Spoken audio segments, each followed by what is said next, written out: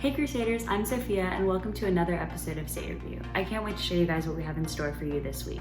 Here's Lucy with the DIY segment. Take it away, Lucy. Hey Crusaders, prom is coming up, so I think it's time to accessorize a face mask.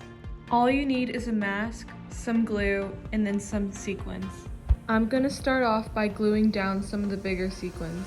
Now that I've done that, I'm gonna add the smaller sequins. Now we're done. Thanks for showing us, Lucy. Now, I know we all love Jeremy's sports segment, so here he is with yet another Crusader sports debriefing. Welcome back to another edition of the Crusader Sports Report. I'm Jeremy McMahon.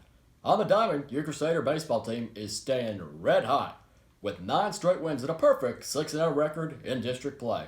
Up next for your Crusaders, it's a big one, on the road versus Regents this Friday. First pitch is at 7 p.m. Crusader Nation has always done a great job in the past showing up at Regents, and Coach Daryl May and his guys need that to continue come Friday night at 7. In lacrosse, your Crusaders capped off an excellent 6-1 season and a second-place finish in district, 1 game behind first-place Westlake, with a convincing victory over the Bowie Bulldogs on senior night. This being a very emotional time, as it very well may be the last time that the 3 seniors, Mary Manley, Annika Prevost, and Anna Usselman, might have played in Crusader Stadium.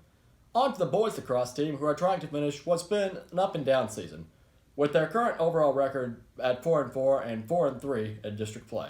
However, they will try to finish over 500 as they battle Regents on the road this Friday at 7.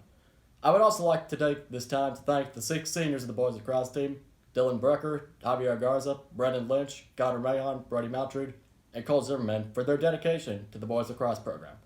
So both baseball and boys lacrosse programs will be at Regents this Friday. That's just another reason to show out.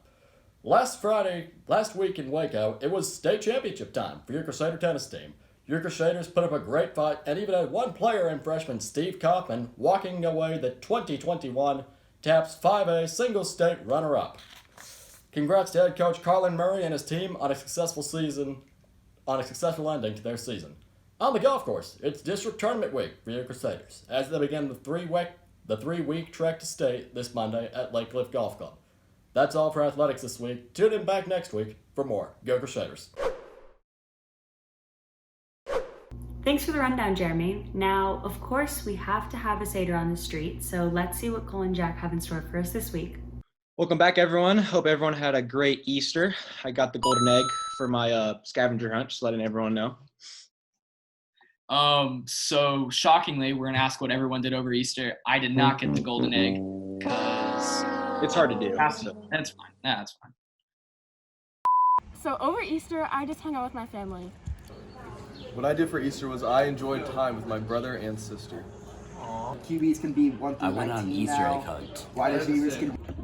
I stayed in town for Easter and I died some eggs with my friends. I went to San Antonio and saw my family. Okay, during Easter break, I went to Savannah, Georgia, and Atlanta.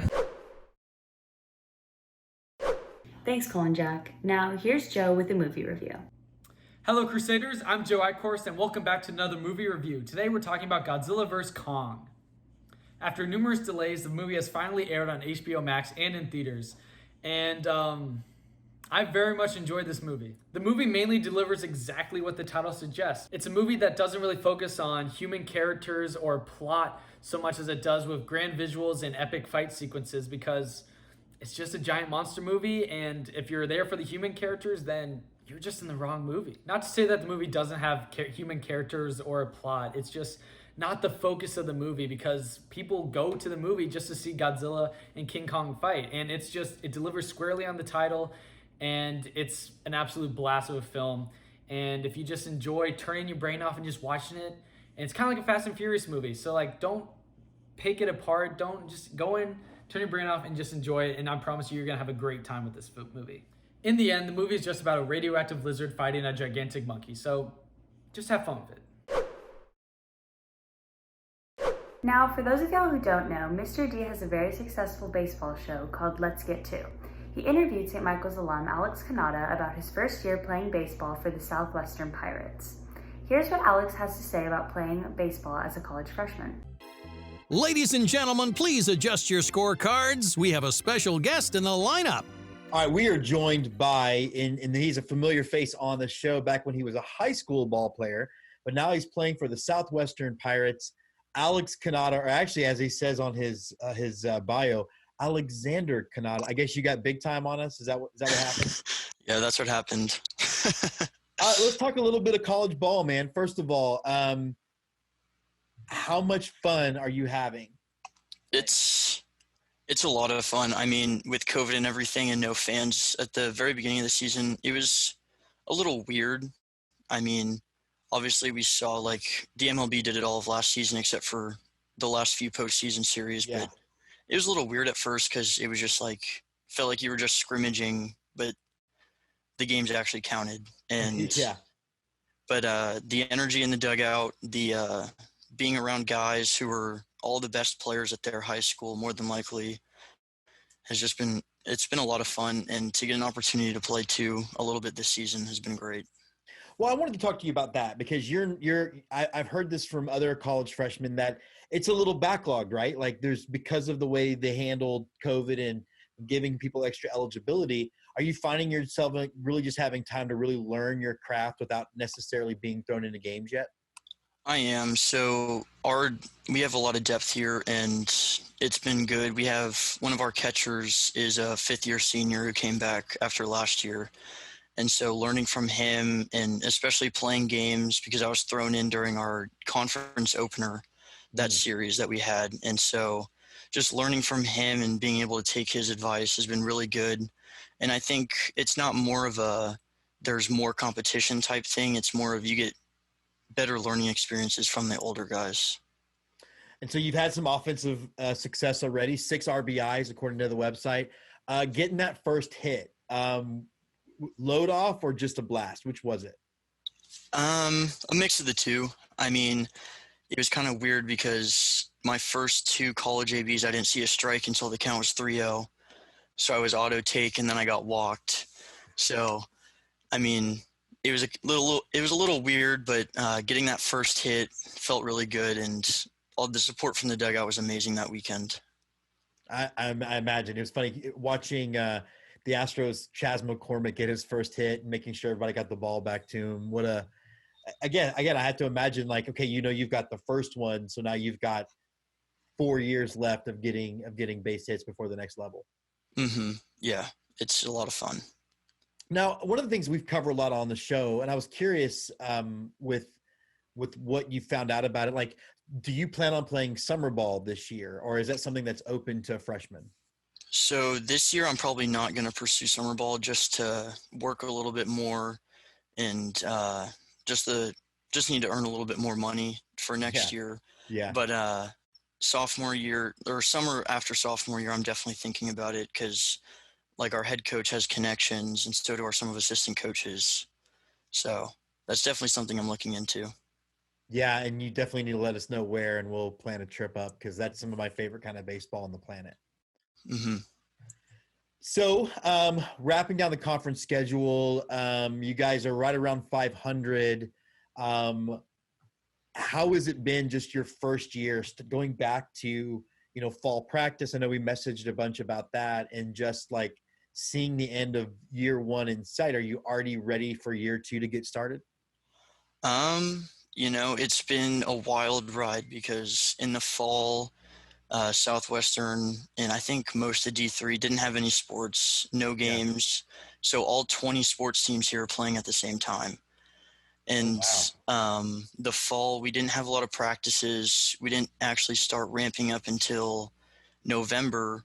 Thanksgiving hit, and then we weren't allowed back on campus until the spring.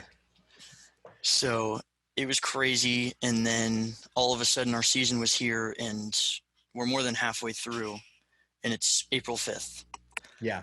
So it's been a lot. I wouldn't necessarily say like I'm excited. Well, I'm obviously excited for year 2 to come, but I'm excited to see where this year takes us because we've had a lot of ups and downs this year. Opening our season with a 4-game series against Trinity was really tough. They're still number 1 in the nation right now for D3.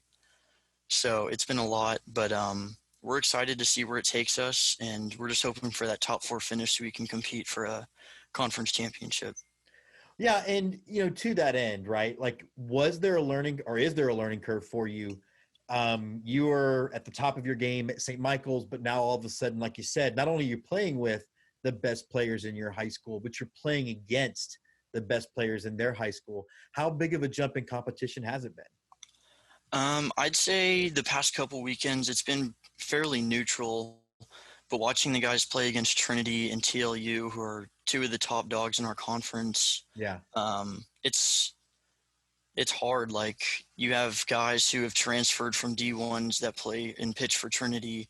Same thing with TLU. And so just seeing all the different combinations of kids at these schools, it's interesting, but it's also difficult to get used to.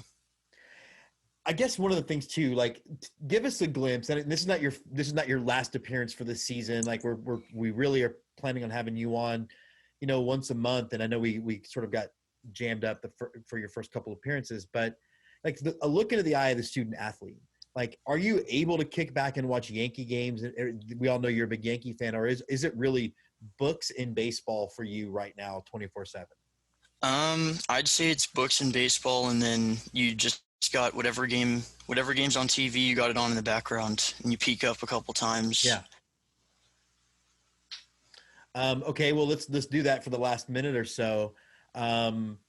You play baseball. This game is a grind. Tell me you're not jumping off any bridges over the 1 and 2 start. No. Good. No. Yeah. I mean, the fact that King could go 6 innings scoreless, 16 straight retired against the Blue Jays gives me some optimism I haven't had about our pitching staff the past couple of years. Offensively, we have one of the best lineups, and I have no doubt they'll figure it out. I mean, it's professional baseball. It's not going to be easy from day one. Yeah, unless you're playing in Houston, apparently. Yeah. They mashed. They did. Yeah. Alex, 15, 17, 19, 21. That's how the Yankees season ended in the year 15, 17, and 19 every other year. I think I'm going to send you home sad this year, buddy. I don't know. I mean, I don't know. Maybe 17, we shouldn't have gone home sad. Oh, come on. I knew it. I knew when I brought this up, that's what you were going to do. I knew it. I knew it. Unseal the Yankee letter, bro. Let us see it. Oh, hey, until it comes out, I don't know what you're talking about. No. He's Alex Cannata, great friend of the show, playing for the Southwestern Pirates in Georgetown, Texas. We're going to do a couple live reports from there. Alex, thanks for jumping on, man. Thank you for having me. Next, we have Sydney with an update on our track team. I'm here with Audrey Griffith, a junior on the track team. Audrey, do you want to share with us what events you do and why you enjoy them? So I run the Open 100, the 4x2, and the 4x4, and I really just like being on the relays because you get to be dependent on your teammates and it just pushes you to do better. You've been on the track team for about 3 years now. Why would you encourage other students to join the track team in the future? I'd say that it's just a really supportive environment, and the hard workouts definitely bring you closer together with the team, and it's just a lot of good people. We have our district track meet this Thursday hosted by St. Michael's. Do you think we can pull off a win? I think with our training and just pushing ourselves to do better in practice, we'll be able to get the dub at district on Thursday. I'd have to agree. Please come out and support. Go Crusaders! Thank you all so much for watching this week's episode of State Review, and I'll see you next week. Go Crusaders!